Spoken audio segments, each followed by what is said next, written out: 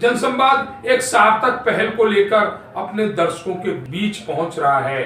जनसंवाद अपने दर्शकों से आग्रह करता है, निवेदन करता है, अगर है आपके पास कोई सच्ची खबर, कोई अच्छी खबर, तो उसे हमारे व्हाट्सएप नंबर पर उस खबर को भेजिए, अपना नाम और अपनी लोकेशन भेजिए। आपके नाम से हम उस खबर को प्रकाशित करेंगे, क्योंकि खबर जन जन तक पहुंचाए, यही है जनसंवाद का वादा।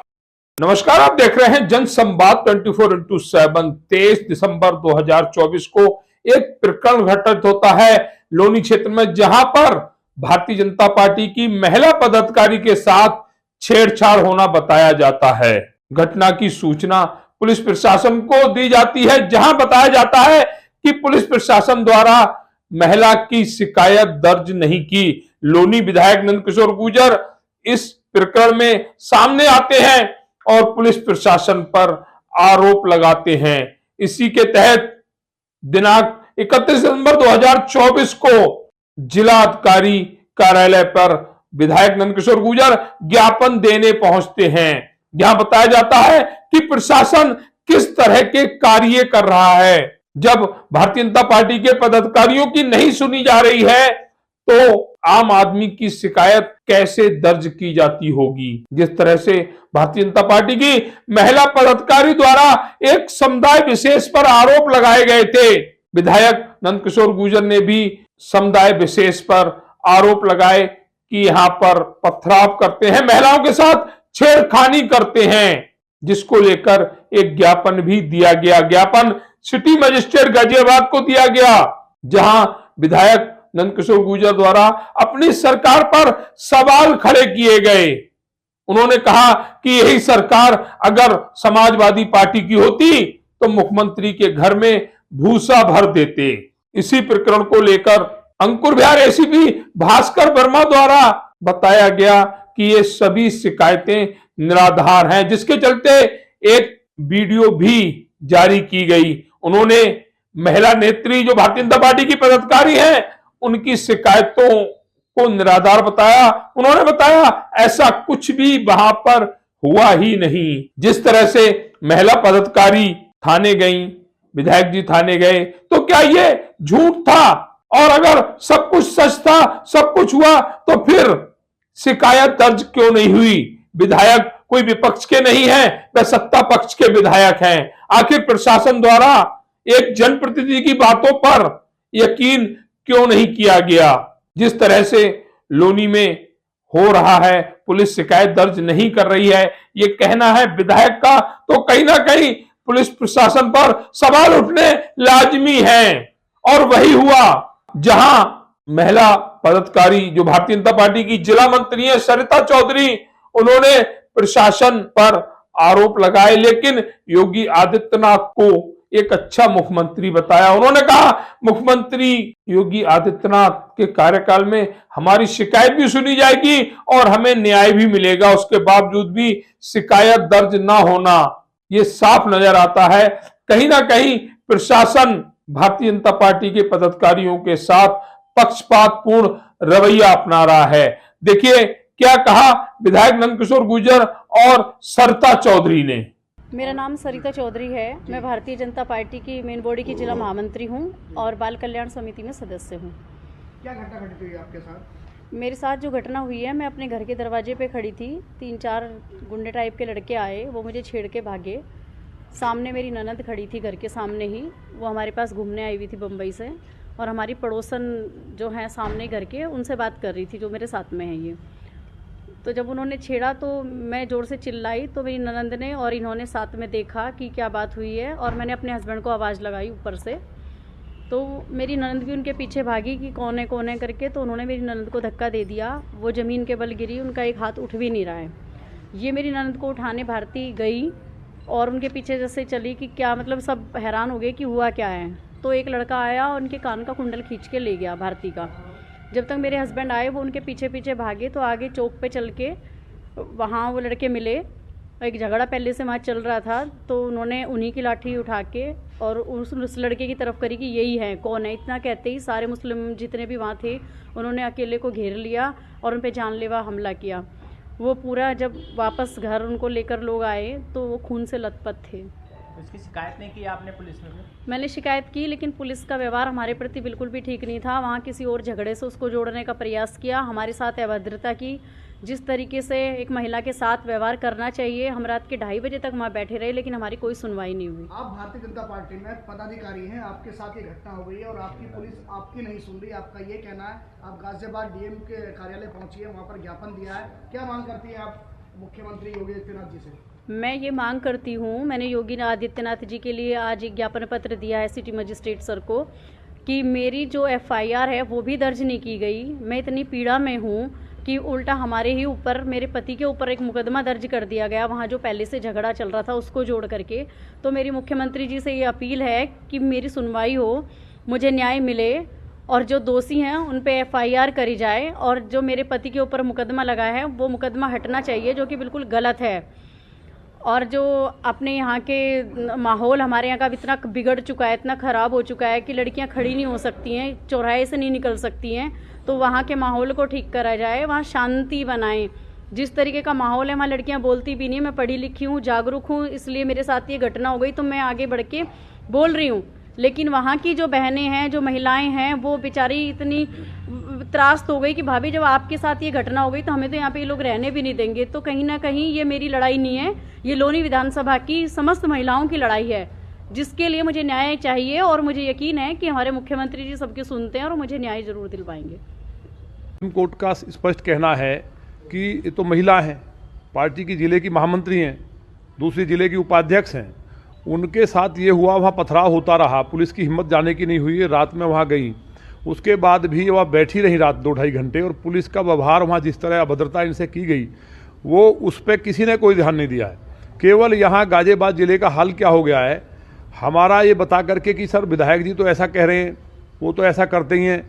हम ये बताइए, ये बहन के साथ छेड़ करके 4 मुस्लिम लड़के आगे बढ़े और उसके बाद उसका पति कोई भी स्वाभाविक जाएगा, उसकी ननंद जो मुंबई से आई उसका हाथ नहीं उठ रहा है, वो क्या मैसेज लेके जाएगी प्रदेश का। और ये बहन जो दूसरी हमारी है, इनके साथ भारतीय जो हैं, ये बेचारी इनका कुंडल छीन के ले गए। अब तक FIR दर्ज नहीं, और ऊपर से एक बयान आता अधिकारी का कि साक्ष्य पर नहीं मिला है, कि मतलब बलात्कार हो जाएगा तब साक्ष्य मिलेगा छेड़छाड़ का, या कपड़े फट जाएंगे। बेशर्मी की हद पुलिस ने पार कर दी है। ऊपर का अब मैं नहीं कहूँगा क्योंकि बात आ जाएगी, ऊपर के एक अधिकारी ने मना किया कि इसमें FIR नहीं करनी है। FIR अधिकार है व्यक्ति का, उसको आप अगर नहीं कोई प्रमाण मिलता तो आप उसमें FIR लगा दें। ये कौन सी बात है? पहली बार हम ये देख रहे हैं गाजियाबाद जिले में केवल क्राइम कैसे हो, बेटियों के कुंडल छीन लिए जा रहे हैं खुलेआम, अपराधी उनको रोज दुराचार हो रहे हैं, FIR नहीं लिख रहे। आज ही 4 बेटी मेरे पास आई हैं जिनके साथ बलात्कार हुआ है, कल आपके सामने पेश कर दूंगा वो भी। तो उनके साथ बलात्कार हो गया, चक्कर काट रही हैं, और केवल किस लिए कि हम गाजियाबाद में जमे रहे हैं और यहाँ ईमानदार बन रहे हैं। मेरे पास 10 प्रमाण है कम से कम डायरेक्ट पैसे लेने के, यहाँ जो सबसे बड़े अधिकारी अपने आप को मानते हैं, और उसके बावजूद शाम को मुर्गा दारू पी करके पूरे सिस्टम को तबाह कर दिया गया है। गाजियाबाद तराही तराही कर रहा है और यहाँ आनंद के साथ अधिकारी मजे ले रहे हैं। तो ये हमें जनता ने चुना है, ये हमारी बहन है, इन दोनों के साथ ये जाती हुई है। और हमने उस दिन भी कहा, मुझे थाने पे जाना पड़ा, कोई पूछने वाला नहीं प्रदेश में, क्योंकि प्रदेश के 2 अधिकारी सीधा पैसा पकड़ रहे हैं। यहाँ से गाजियाबाद से बहुत मोटा पैसा जा रहा है, और माननीय मुख्यमंत्री जी एक ईमानदार माननीय मुख्यमंत्री हैं, न्याय करते हैं, उनको जाकर के इस तरह का फीडबैक कर देते हैं कि भाई उनका तो उनसे टकराव है। आप जांच तो कर ले, एक टीम तो भेज दें, गाजियाबाद में एक टीम भेज दें अपनी, पता चल जाएगा। आप ऐसे अधिकारियों को जेल में भेज देंगे, माननीय मुख्यमंत्री जी जेल में भेज देंगे, मैं लिख के दे रहा हूं। और अगर हमारी महिला एक बहन है, जिले की महामंत्री हैं, उपाध्यक्ष हैं, महिला बाल कल्याण समिति की सदस्य हैं, वो तड़प रही हैं। आप कह रहे हो मिशन शक्ति चल रहा है पुलिस का गाजियाबाद में, हम अपनी जिले की टीम को नहीं बचा पा रहे। बेटी पढ़ाओ बेटी बचाओ का अभियान चला रहे हैं हम, हैं? नरक कर दिया है। गाजियाबाद जैसा शहर जहां कभी कोई घटना नहीं घटती थी, मार चैन छीनी जा रही हैं, खुलेआम गाय काट दी जा रही हैं। अभी मेरे यहाँ गाय काटी गई, तमाम तरह के रोज मर्डर डकैती अपहरण हो रहे हैं। और यहाँ से ऊपर खाली कोई लिख ना देकर कोई थाने में चला गया, अगर वायसराय के यहाँ कोई चला गया तो उसके साथ मिसबिहेव किया जाता, कुछ हुआ ही नहीं है।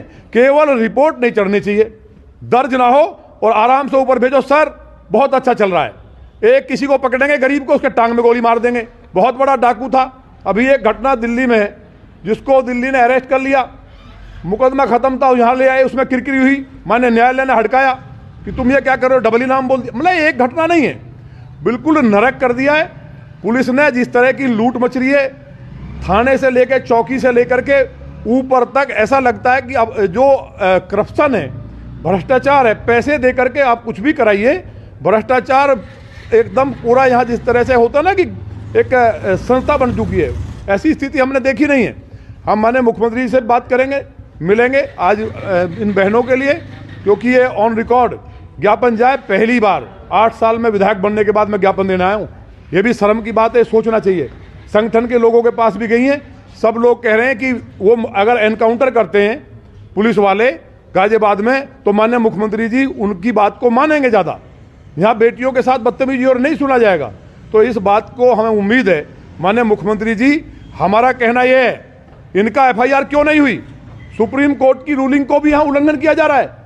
हम यह महिला आयोग में भी जाएंगी, वहाँ भी प्रदेश और राष्ट्र की जहाँ बातें वहाँ करेंगे, माननीय न्यायालय में भी जाएंगे, लेकिन यहाँ तक आना पड़ा हमारी जिले की महामंत्री को। किस तरह से हम बेटियों को निकालेंगे घर से? कौन अपनी बेटियों को भेजता है? अगर इन्हीं के साथ नहीं हो रहा है तो हमारी जो महिला मोर्चा की जो पूरी टीम है, जो बेटियां हमारी आज राजनीति के क्षेत्र में हिम्मत करके आ रही हैं, तो कौन सा धज्जिया उड़ाया जा रहा है? माननीय प्रधानमंत्री जी महिला सशक्तिकरण के लिए क्या नहीं कर रहे हैं? दिन रात लगे। माननीय मुख्यमंत्री जी लगातार बेटियों के लिए क्या नहीं कर रहे हैं?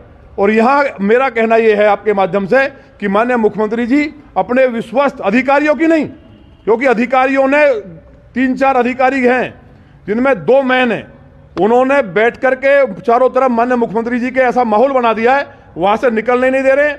वो अपने विश्वस्त 2 लोगों को या 4 लोगों की टीम, कोई भी 2 विधायक हों या 2 मंत्री हों या 2 उनके निजी कोई ऐसे विश्वस्त लोग हों, गाजियाबाद का पता कर लें। जो कभी नहीं हुआ, जो तैमूर लंग लूटता था, काटता था, औरंगजेब ने जो लूट काट करके लोगों को लूटा था, उससे ज्यादा लूट गाजियाबाद में पुलिस कर रही है।